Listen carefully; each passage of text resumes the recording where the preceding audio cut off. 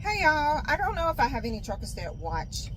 However, I want to speak on the incident that I had, and this one is going to be called Truckers Be Vigilant.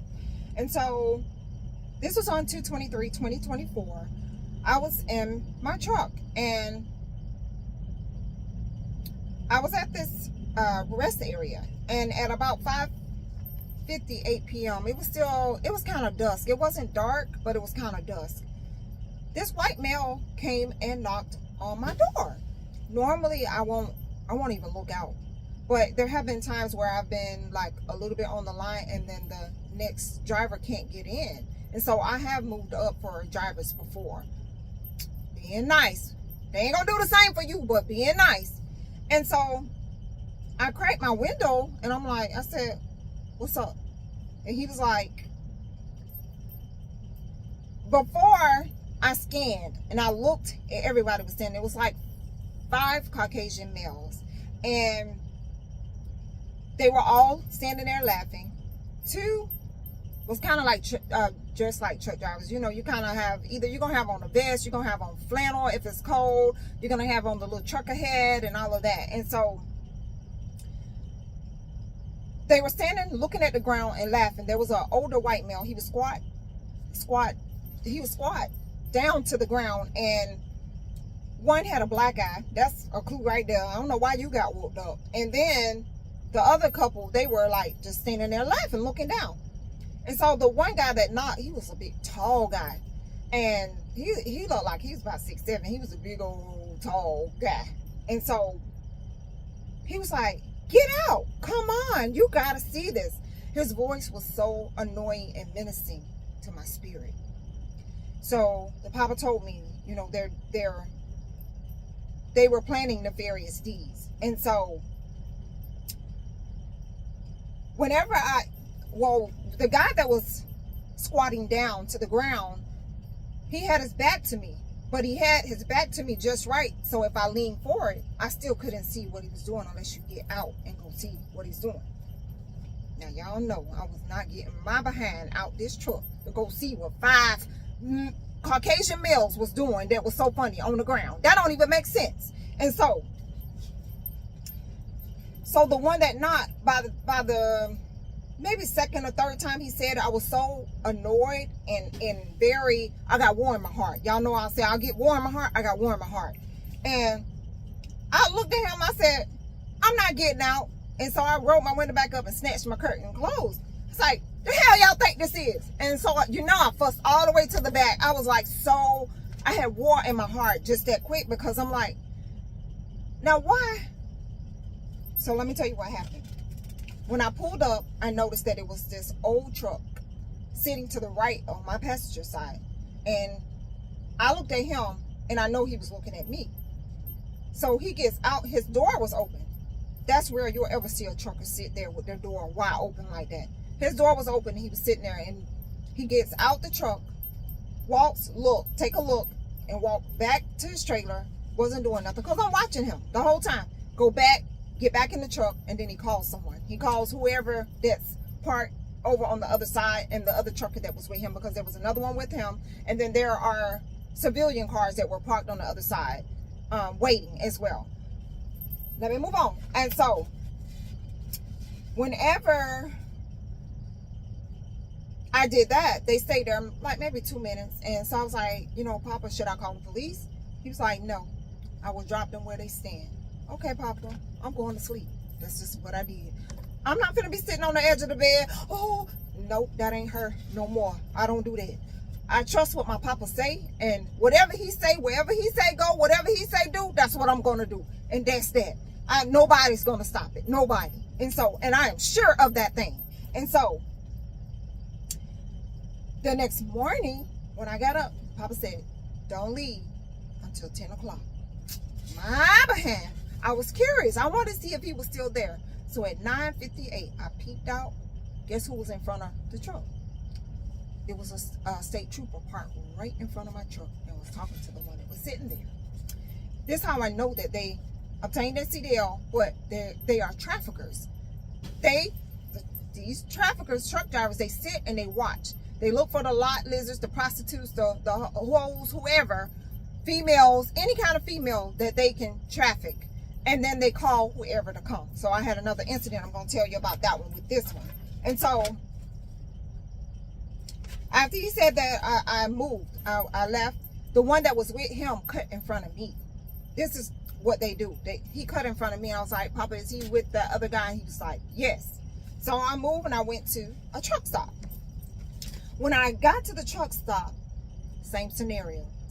There was a couple guys sitting in their trucks, one with the door open, the other one was sitting in the cut. I didn't see him, but I saw the one with his door open. I said, Papa, is it okay for me to get out? Because I had ran out of food and just water. I needed water. He's like, yes, go. I cleared the way, go. You know how he cleared the way? The darn military was there getting fuel. There was a female officer and a male officer getting fuel where the guy was parked with his door open.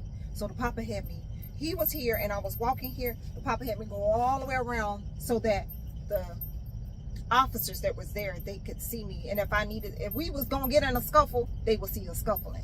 So I went in there and I went quickly, got what I needed, and back to my truck, shut it down, you know, closed my windows and everything.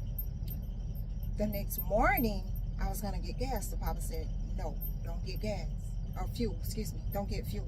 So I went around the little fuel pump because I was already headed that way.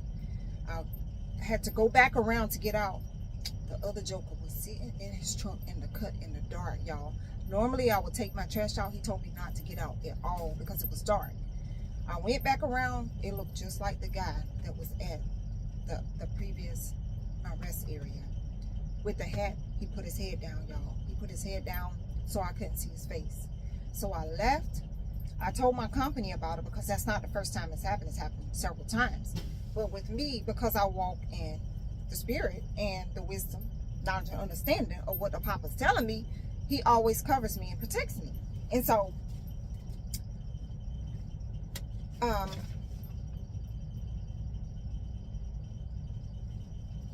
me see. That other joker, he rushed to pull off in front of me because this is the part I forgot. I started writing down his information. He saw me write down his information. He took off real fast. And so once he took off real fast in front of me, and as I was pulling out, the other truck that was with him pulled out, cut out in front of me real fast as well. And so the other incident just happened maybe 2 weeks ago, possibly. Maybe 2 weeks ago, if that. And I was getting fuel.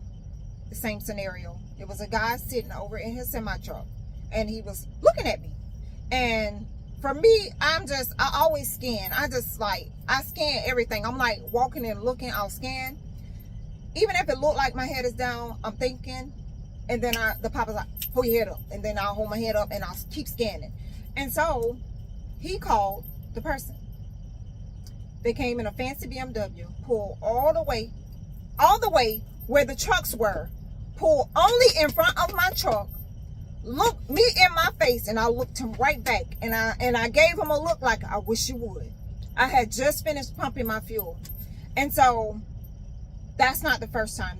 This is like the maybe 4th, 5th time that this has happened to me. It happened last year sometime too. A fancy black truck came over to where we were, where the truck's parked. We locked eyes and I gave him the same look.